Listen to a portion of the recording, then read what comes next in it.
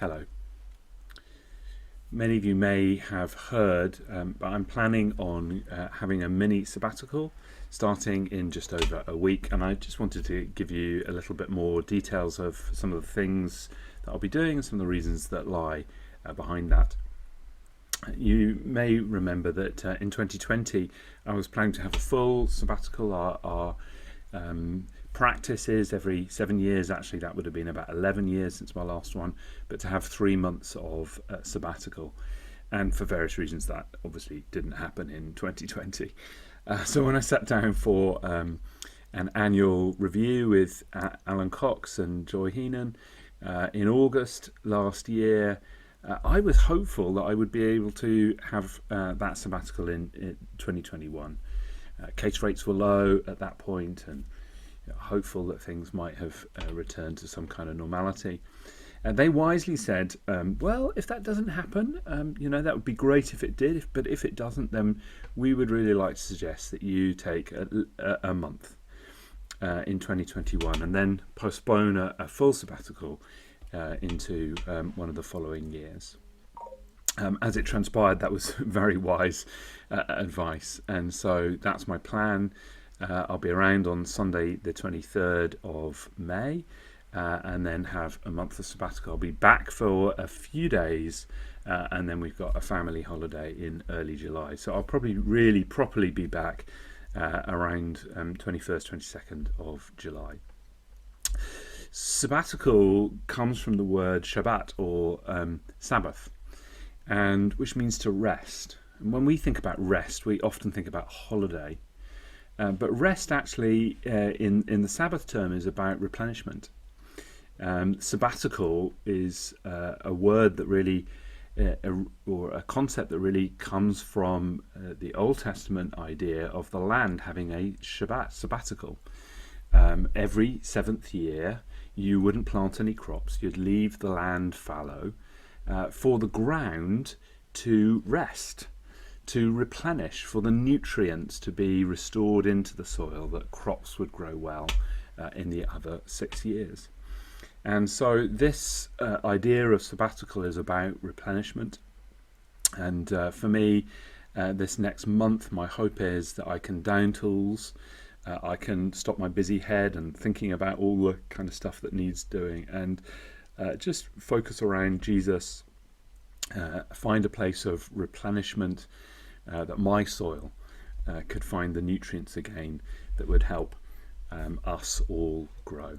So my plan is for the next month, it's mainly based around middle 2 weeks, where I have a 10-day silent retreat at a retreat house on the Black Isle.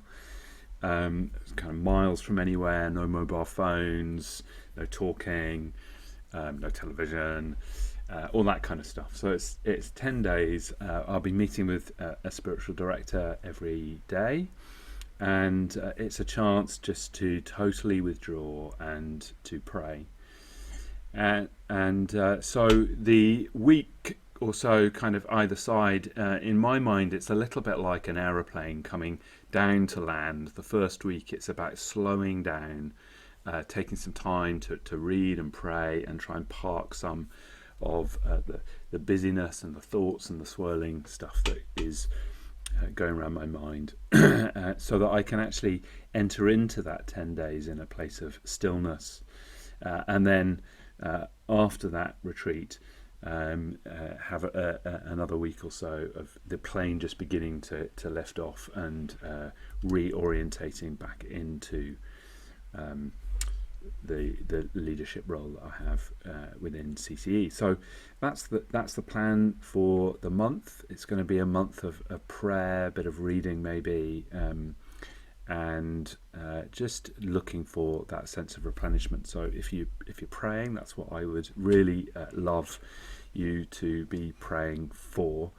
And also praying for others in the team. We're making sure that everything is covered in my absence. I think one of the great things about sabbatical is that it teaches me that I'm not indispensable, and for everybody else that I'm not indispensable either. And that's a really good thing. This is God's church. He's in charge. Jesus is the head. He's the source of life. I'm just here for a season to help, along with others. And when I'm not around, Jesus is still the head.